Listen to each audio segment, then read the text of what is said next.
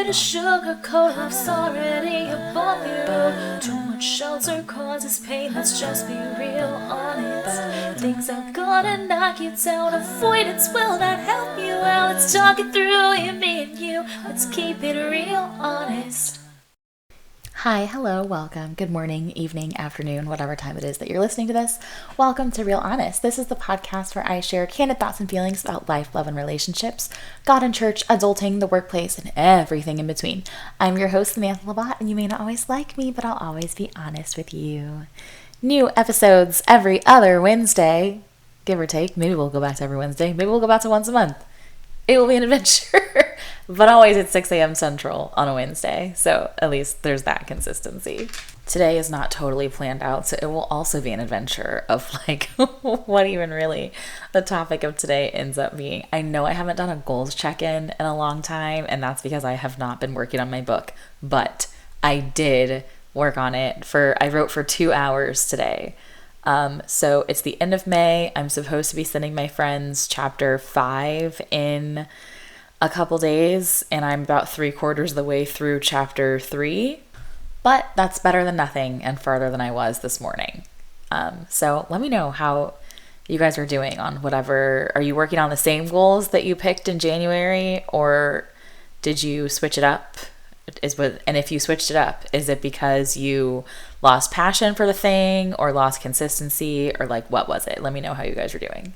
I also have not done a what God is teaching me right now segment in a while, because I really have not been reading the Bible since I started seminary. There's a lot of people are like, oh, well, you're still spending all that time with Jesus. You're like in class and reading all these books, which like, yes, is true. But reading books like about the Bible is very different than actually studying it and like doing your quiet time. And so I had lost a lot of my like personal quiet time and prayer time because I was sitting in class 3 days a week learning about the Bible and then reading books about the Bible and then writing papers about the Bible and talking to classmates about the Bible. And I was just like, this is too much Bible, and I got exhausted. But final grades are in, and I did get A's in both classes. So at least for now, I will be continuing to another semester. I'm taking the summer off, but I will take 2 more classes in the fall, and then we'll see. We'll see if I stay in seminary after that. But as far as what God is teaching me right now, I'm using the Bible Recap chronological reading plan, which I literally just started, so I'm only in Job. And what I have found interesting this time around reading it is that Job has always been taught to me as a story about a man with unwavering faith. It's like, watch this man get everything taken from him and still trust God and still love God. And since that's how it was taught to me when I was younger, that's how I've always interpreted it and read it.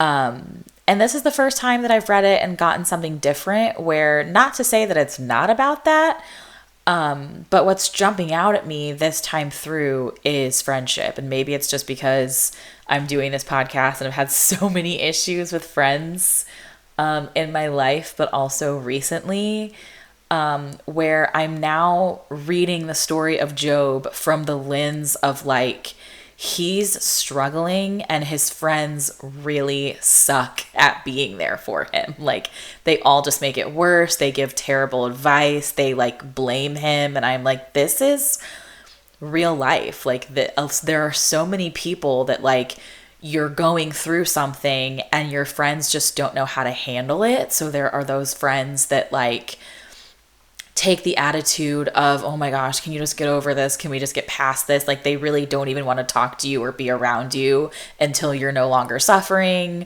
Or there are like the overbearing ones that just want to fix it. So they're like, what can I do? What can I do? And you like, really, you're like, there's nothing for you to do. Like, I don't want you to do anything for me. If you could maybe just be here with me. And then there are some friends are like, it's okay for you to struggle or grieve for like a few days or a few weeks, but like, now it's taking too long and I want you to get over it. And then there are ones who genuinely mean well and like really want to help. But they're there's just nothing that they can say or do to make the thing better. And I just like, as I'm going through this, like that's what I'm getting from it, is like watching each of Job's friends respond to him. I'm like, you guys are just not good friends. Like none of you is saying anything that's helpful. And that's so unfortunate. But also like that's life, is a lot of stuff. Even if you're going through it with someone, you're still kind of always going through it alone. I mean, obviously, if you're a Christian, the idea is that you have the Holy Spirit, so you always have God, so you're technically never alone. But I'm just meaning in like the human realm of physically having someone with you. Like even if, I think if you're married or if you live with someone or you're going through whatever the thing is with a friend, or, you know, like sure, you can be going through it with them, but you're also going through it alone, because even the person that's going through it with you is having a completely different experience than you are. And it's like sometimes that's helpful and sometimes it's not, and there's just not even really a good way to gauge which way it's going to go.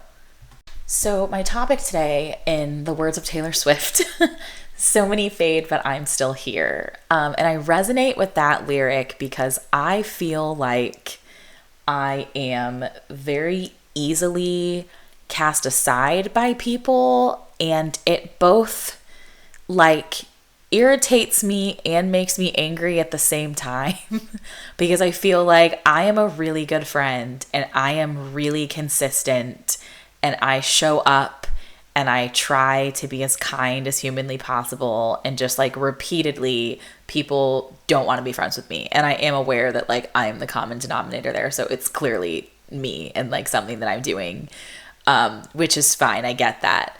But then it just feels like everything's a contradiction, because for me to say that I feel easily cast aside by people, I'm sure there are a lot of people on this earth who would say that I very easily cast people aside.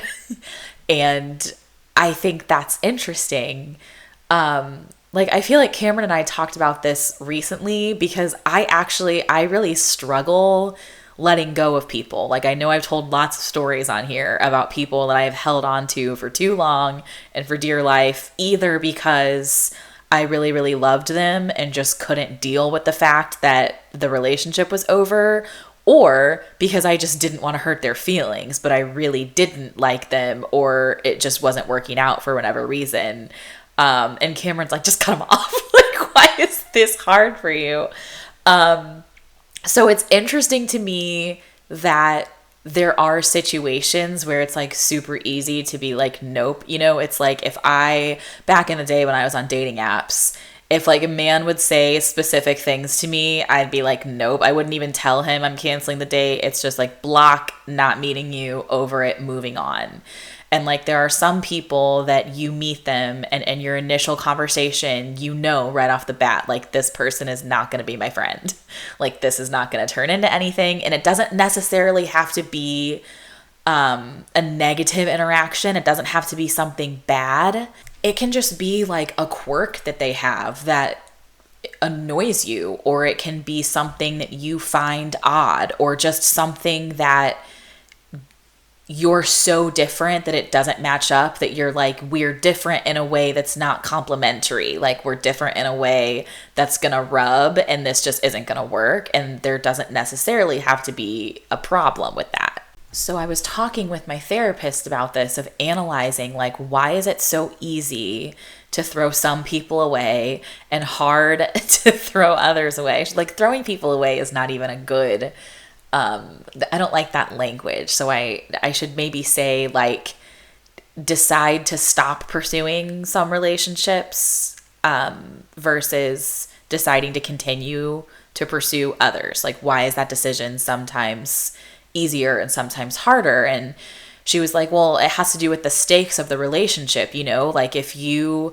just met somebody and you don't really click and they're wanting to hang out, you don't care as much if they like you or not. And so those are the people that you're more likely either going to be direct with, to be like, I don't want to hang out with you, or that you're going to just ghost, Whereas if you've been hanging out with the person for months or years and you've been feeling for a long time that it's not working out and you don't want to continue, now the stakes are higher because now they're invested, you're invested, and there's a higher degree of hurt feelings happening. And like, I do have this issue where like, I really want to be seen as a kind person, and I like really want people to think that I'm nice.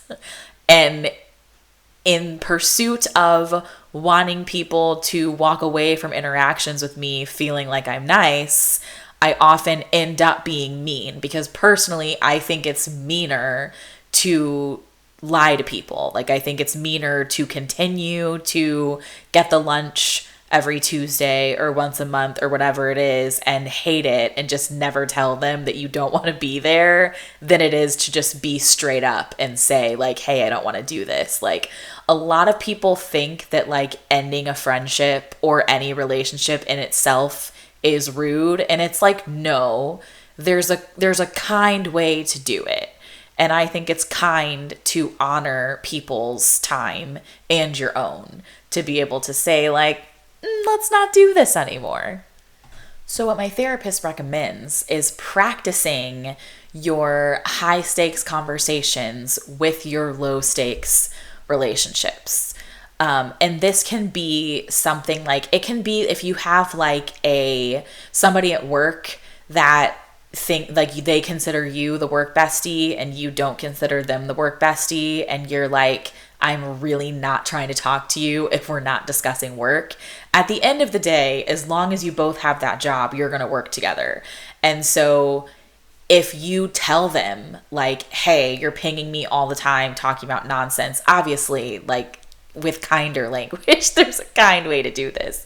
But if you say like, hey, totally appreciate that you are trying to build a friendship here and keep giving me updates about your day, but it's really distracting me from my day and the things that I've got going on, and I really would prefer that we only discuss work during work hours. Or, I mean, that does open it up to them texting you later, so maybe remove the during work hours part, but something like that where like the relationship is not going to go away because you work together.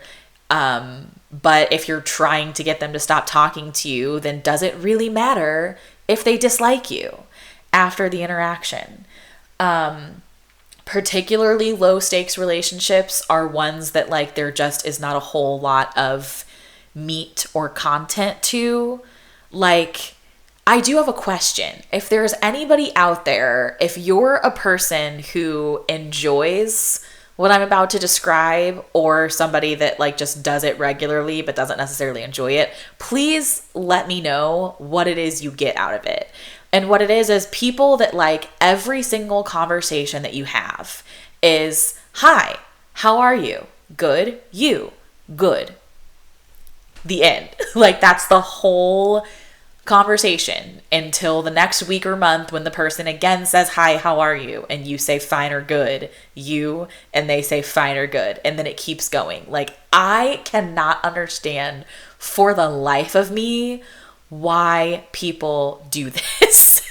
And it's because I don't do it, so I don't understand.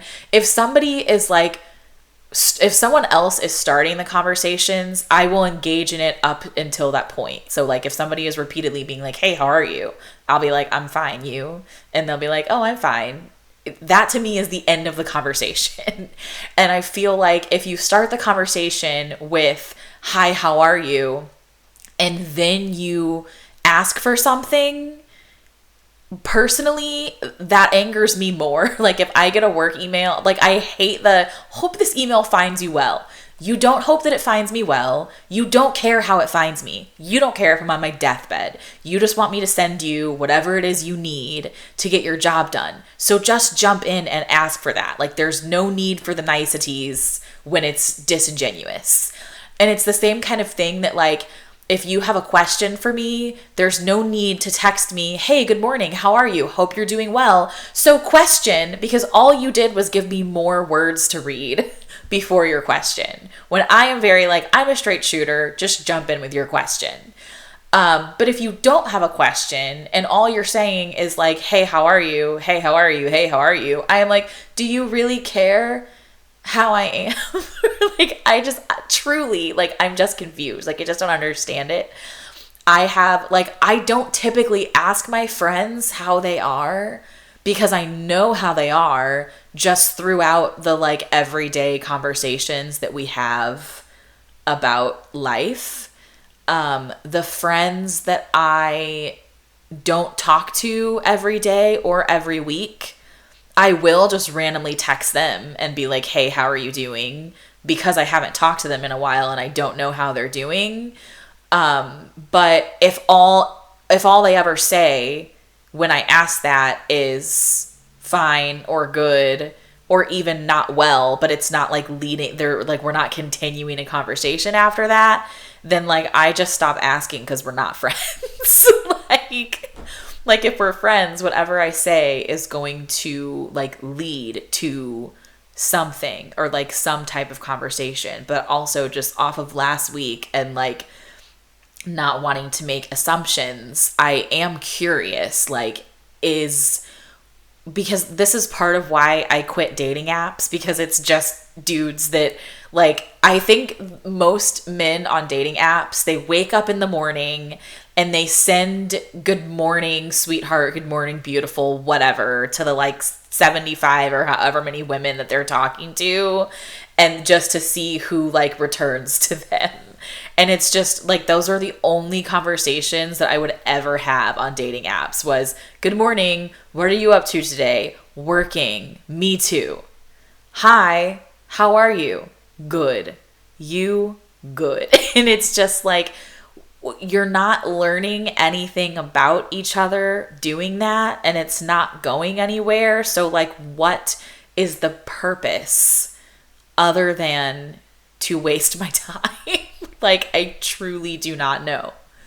But I want to give people the benefit of the doubt, and like, maybe it's you want to talk to this person and you just don't know how and you don't know what to say, because I feel like that's kind of a very I was going to say young mentality, but it's not necessarily young or immature I think communication is hard and a lot of people don't know how to communicate. But when I say young, I'm more referring to like when I was in high school and I didn't know how to talk to boys, like I would just be like, hi, and they'd be like, hi. And then it's just like, we both just didn't know what to say. But it's like, if I had a crush on him and like really wanted to talk to him, like I would just keep trying with like, how are you? And he'd be like, fine, you.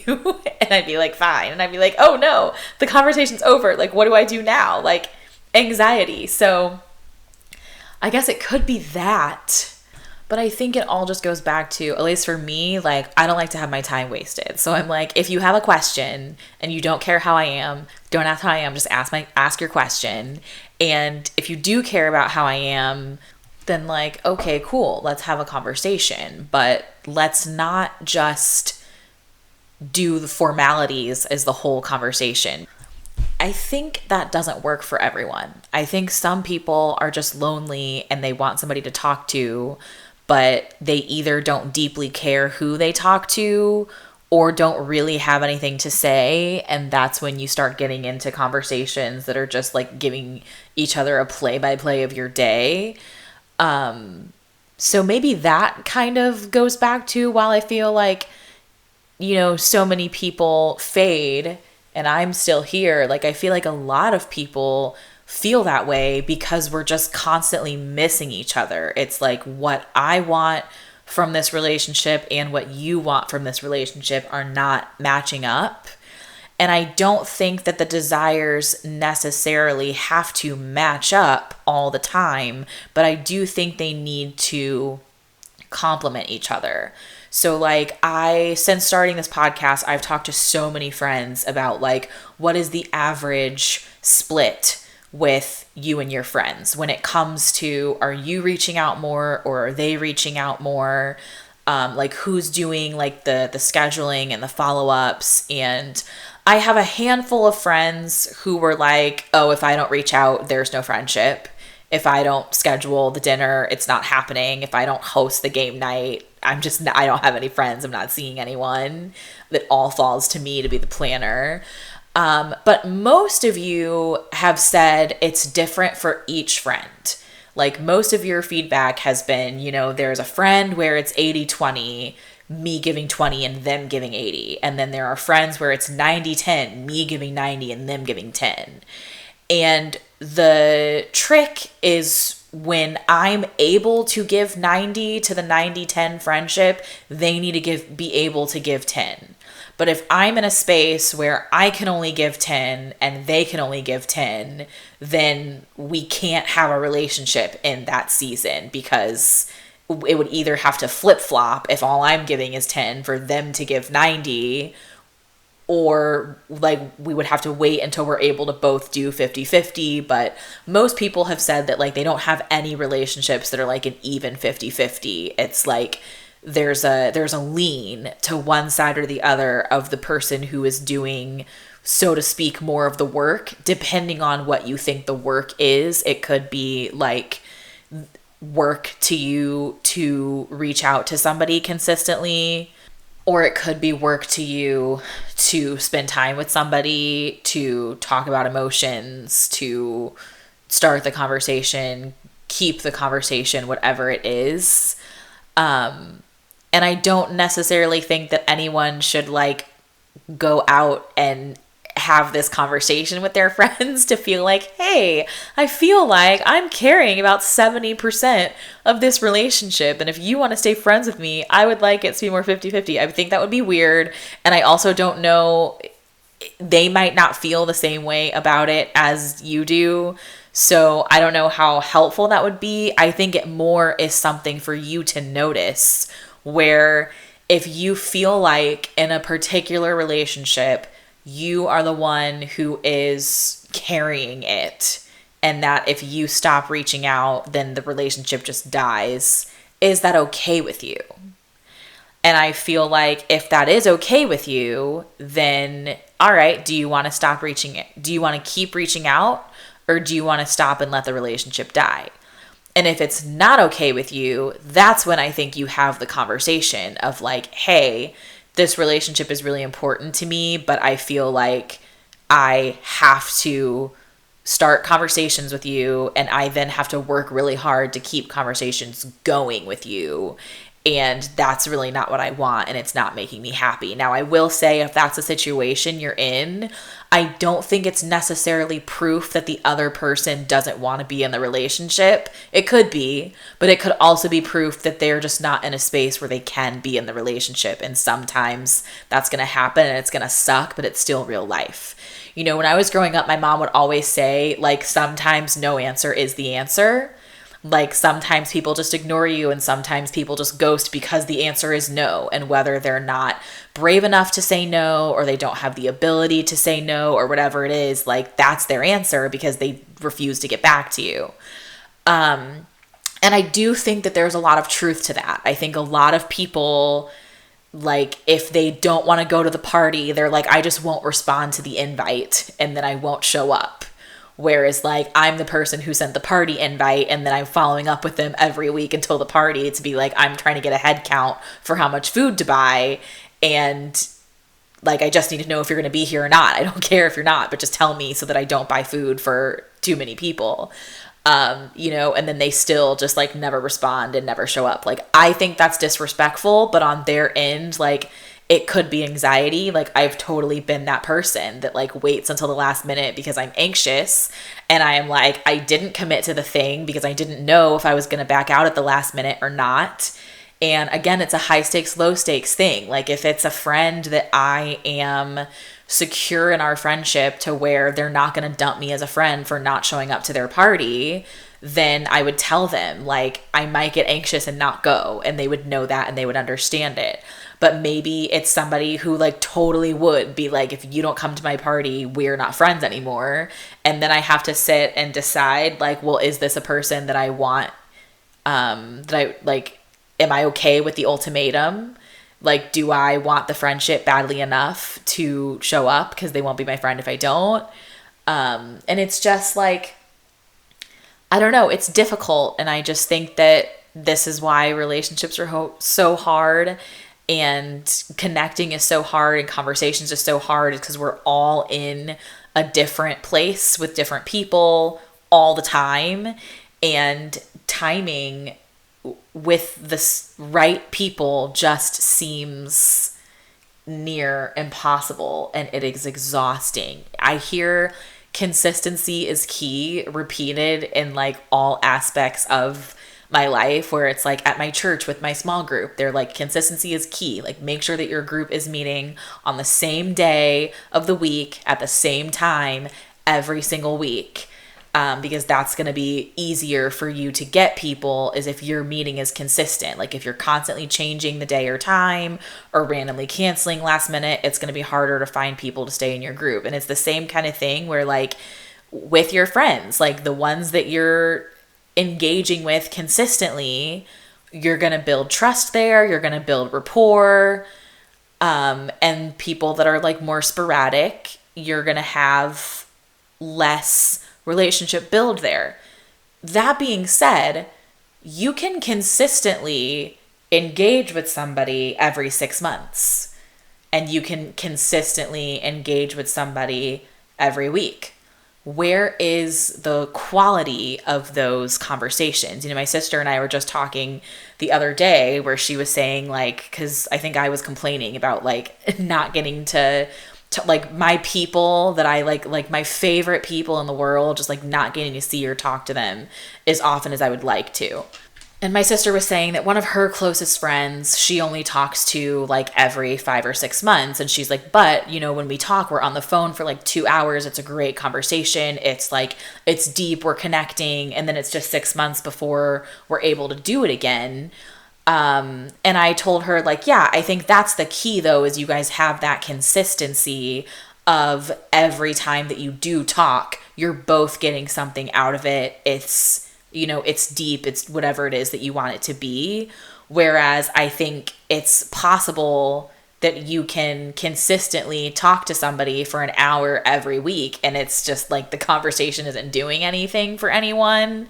Or you can have friendships where like you consistently talk, you know, once a month, but it's like 1 month it's really good, the next month it's really bad, the next month it's kind of so-so, and then it's just taking longer to build the rapport, or like really even figure out, like, is this serving me? Like, I don't know, because if I look at over the past 6 months, do I feel like I'm getting anything out of this? I mean, I feel like I have a couple times. Do I feel like you're getting anything out of this? Maybe you have a couple times. Is that enough for either of us to like keep doing this? I really don't know. And that's also like, there's going to be a different answer for every relationship. But this is what I have to keep going back to when I'm getting like frustrated and feeling like I've been consistent. Why don't you like me? Like, I've been here in your life, reaching out to you, trying to be your friend for the last X amount of years, and you know, you're not doing it back, or whatever it is. Like, you're complaining that like you don't have friends, and I'm over here like, I'm trying to be your friend. And I also have lots of situations where it's the opposite, where I'm sitting here complaining that I don't have any friends, and somebody's like, hello, I'm right here. And I'm like, oh, not you though. Like, it has to be, because it's got to be the right people, and it's got to be the right time. But I think what I try to always go back to is remembering that and understanding that, of like, maybe it's not even about like I did something that upset that person. Like, maybe it's just about the amount of energy that I have consistently had for the last however many years to put into the relationship. They either didn't have the corresponding energy, or either they needed more from me, or they needed less from me, or whatever it is. A lot of people tell me I'm too much and I have too much energy, and I'm just like, well, if I'm too much for you, you're not my people. But it's just like last week, where I was saying, like, when you're in conversations with people, if you are getting upset or getting confused, like, pause and clarify with the person. Like, repeat back to them, like, are you actually hearing what they're saying? Are you actually understanding what it is that they're trying to share. And same thing this week of like, if you feel like you are putting a lot of work in and it's not giving you the output that you want, pause and evaluate. Like, do you want to change the output that you're putting in? Do you want to reclaim some of that energy and reallocate it elsewhere? Maybe you're not getting the output you want and you're not putting forth all of the energy that you have to put in. So maybe you want to give more and see if that works. Also, I know that this is easier said than done, but if you're able to, try not to dwell on the reasoning behind things if you can. And if you absolutely cannot get over it and it's keeping you up at night, just ask the person. And I'm thinking about this in terms of like, if you have that person that like you thought it was going well and then they ghosted you, like it could be the simplest thing that you said, sure. It could also be that they just are not in a space to have the conversation or to pursue the relationship. And so I think if they are just straight up ghosting, or if they're like, hey, I don't want to do this anymore, and they've been clear about that, but you don't feel the same way, you can totally ask for clarification. They're not required to give it to you, but you can ask and try to learn more. I think that's the other thing that was like really frustrating about dating apps is like if you did talk to a guy for more than a few days and then you're like, not feeling it. They're always like, what did I do wrong? Like, what can I change? And it's like, you're doing it right now, bro. But yeah, I think just remembering that like so many things have to perfectly fall into place for two people to like really build a relationship, like romantic or friendship or even families. It's like, it's so hard. And you both have to want it to a degree. I mean, like if it's one of those like 90-10 relationships, the person that's got to put in 90% of the work, like they've got to want it more than I think the person doing the 10% does. But I think either way, like both people have to want it to be something for it to continue. And so that's at least been easier for me with like losing relationships of late, as just being like, you know what? It doesn't even really matter what I did wrong or what they did wrong. Like it didn't work out. We're moving on. And to sit here and rack my brain over and over and over again about like, what did I do? Why did they hate me? Like, why am I so unloved? It's like, that's not helping me get loved. Like all it's doing is sending me in a spiral. And if I really, really can't sleep at night because I am like, there's something that I said that this person misinterpreted and that's why they hate me, and I have to clear it up with them and I have to clarify, like, then those are the people that I'm going to reach out to and try to figure it out. But if they don't reach back or they won't give me an answer or whatever it is, then I'm just never going to know. You know, this happened to me in college where I went to my freshman year of college. I went to the same school as one of my best friends from high school. And we were so excited to be going to college together. I really, really did not like, it was one of her dream schools and it was like one of the last on my list. But I was excited that she was going to be there. I was like, the fact that she's going to be on campus with me is going to make everything better. It's going to be amazing. And then every time that I would run into her on campus, she would be like, oh my gosh, let's get coffee or something. And then I would be like, all right, cool. And I would follow up and she would never respond to me. And I saw her like on Facebook and stuff. She was joining clubs and enjoying her classes and having a great time. And I know she saw me on Facebook, like joining clubs and hating them and hating all my classes. And I was absolutely miserable and just crying all the time. So the fact that I was depressed might have been enough for her to just be like, I don't want to deal with that. But she never told me what it was. And I point blank asked her many times. I was like, hey, I have run into you multiple times in the past week. And every time I see you in person, you say like, hey, let's hang out. Let's get coffee. Let's sit in the quad, whatever. And I say, great, I would love to.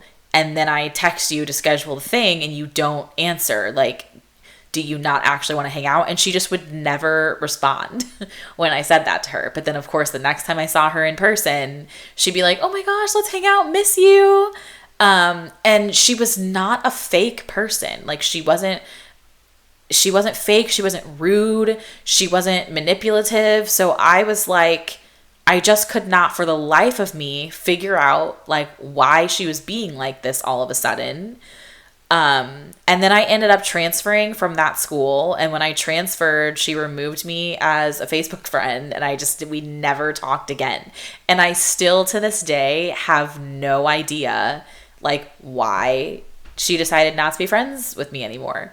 Cause she absolutely was one of my very, very best friends, like up until we went to college. And for years I tried to reach out to her, like not like a psycho every day, but I would say like every 6 months for the rest of college, I would reach out to her just to like ask how she was doing and like ask if we could talk about it.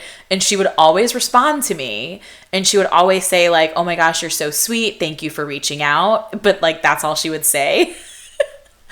And I finally, like, I think it took me until like a year or so after college that I finally gave up and was like, all right, she doesn't want to be friends with me. I do think it would have been much kinder of her to just come out and say that to begin with, because I think it's mean to give people false hope. But I have also done that to people where it's like, I don't really want to have this conversation, but I am having it to be nice.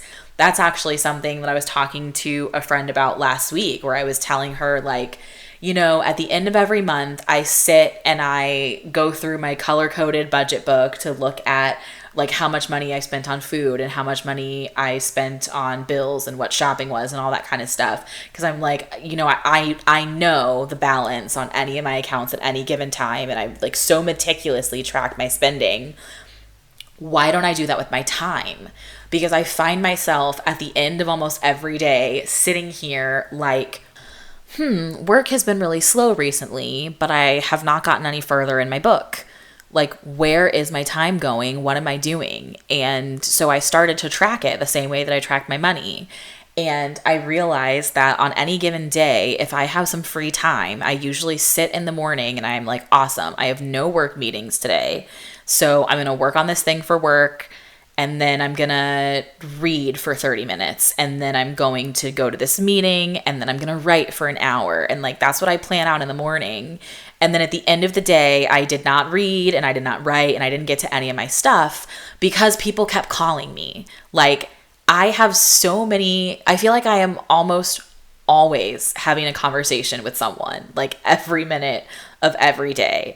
And part of it is because of my OCD, because I just have to clear notifications. But what I noticed happening is like I would finish my task for work and I'd be like, all right, now is my time to read. And when I sat down to read, somebody would text me, and then I would respond to that person. And when I was done responding to them, somebody would send me a voice note, and then I would listen to the voice note, respond to it. And then as soon as I was done with that, somebody would call me. And then 3 hours later, like, now it's time for the work meeting. And so I'm sitting in that and I didn't get anything done because I kept giving my time to other people. And none of these conversations are necessarily conversations that I want to have, but I don't want to be rude, and I want to be available, and I want to be a good friend, and I want to be reliable. But that has cost me like my own personal time. And it's funny because when I call my friends, I don't always expect them to answer. Like, I expect them to, if they're busy, not answer, see that I've called, and then call me back when they have time. Or I'll text them and we'll have the conversation that way, or whatever it is.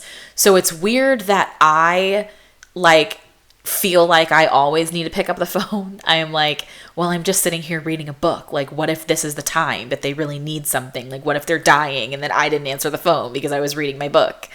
And I think that most of my friends would say that I'm super reliable and that I'm a great friend. Like, she's always there. She'll listen to me talk about anything for any amount of time, like whenever.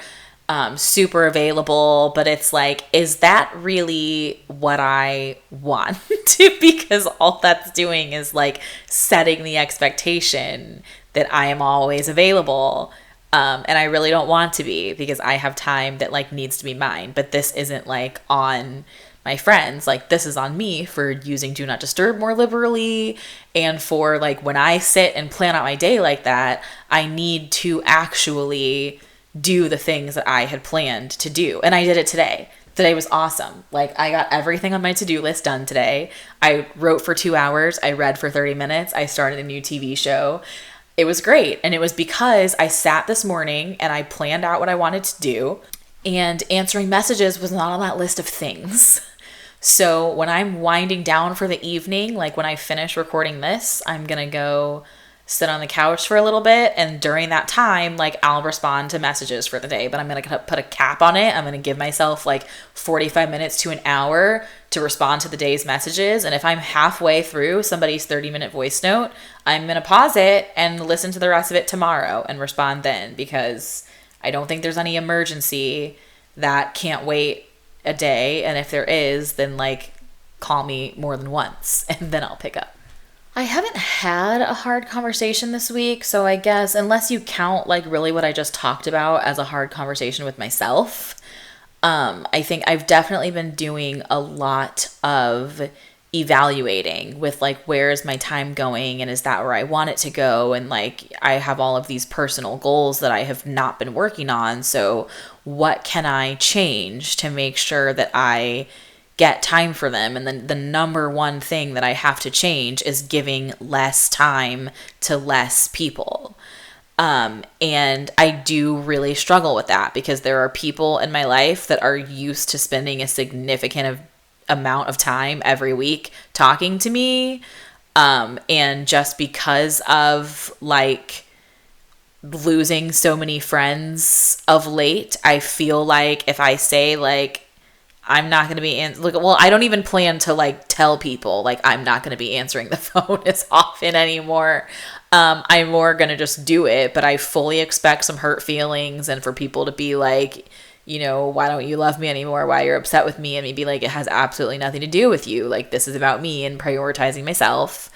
And like, some people are going to be like, awesome, do it. And other people are going to be like, well, I need you more than that. Like, we can't be friends. And it's just kind of like, that's going to happen in life. You got to roll with the punches.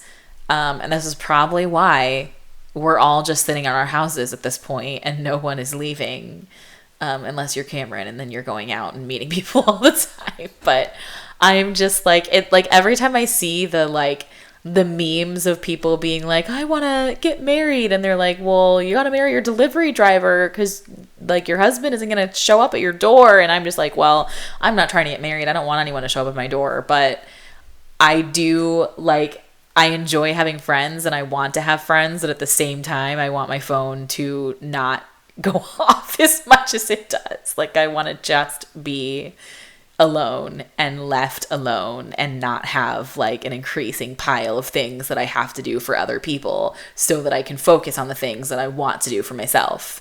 But then that just has an internal battle of like, well, then I'm hurting people's feelings and I'm being mean, and like, you know, I just, it's so hard. I don't even have like an answer for it. So I think I used a hard conversation with myself last week, though, didn't I? So this isn't supposed to be a hard conversation with yourself. This is supposed to be inspiring you guys to go out and have hard conversations with people. But maybe it's also doing that. I don't know. You guys let me know. But maybe like if anyone has an example of like a time that you have either like lost a friendship or one has significantly changed because you started prioritizing yourself, like how did you navigate that? And did you have a candid conversation with the person about it? And like, how did that go for you? My movie recommendations this week are Challengers. I love Challengers. The rest of my family did not like it. So do with that what you will. I thought it was fantastic. I think Challengers is like a perfect example of like a movie that shows rather than tells, where like you've really got to pay attention to know what's going on. They don't like lay out for you what's happening all the time. Like most of the conversations in the film have double meanings, and so like I appreciate that the writers and the filmmakers like trust the audience enough to like understand both of the things the people are talking about. But I think if you're the kind of person that doesn't like it to be that cerebral and you need things just like laid out for you, I can see where you wouldn't like it as much. But I really loved it. And then I also really loved the Bikeriders. I thought was so, so good. My friend that I saw it with, I think she said it didn't really have a story. I thought it had a story and I really liked it. I thought it was really interesting. I thought it was really well shot. It was really well scripted. And I really, really enjoyed the story in both of these movies. But I will say that both of the movies are more story driven than like action. They both have some cool like cinematography stuff that if you're not like really into movies, you probably won't care. So if you want more of like a sit back, no stress, feel good movie, maybe what's that Netflix movie that Miranda Cosgrove's in? Mother of the Bride. I hated that a lot, but it's a very like you can have it on in the background and just kind of glance at it every few minutes and you'll know exactly what's going on. Okay, bye. I'm not here to sugarcoat love's already a bumpy road. Too much shelter causes pain, let's just be real honest. Things are gonna knock you down, avoidance will not help you out. Let's talk it through, you, me and you, let's keep it real honest.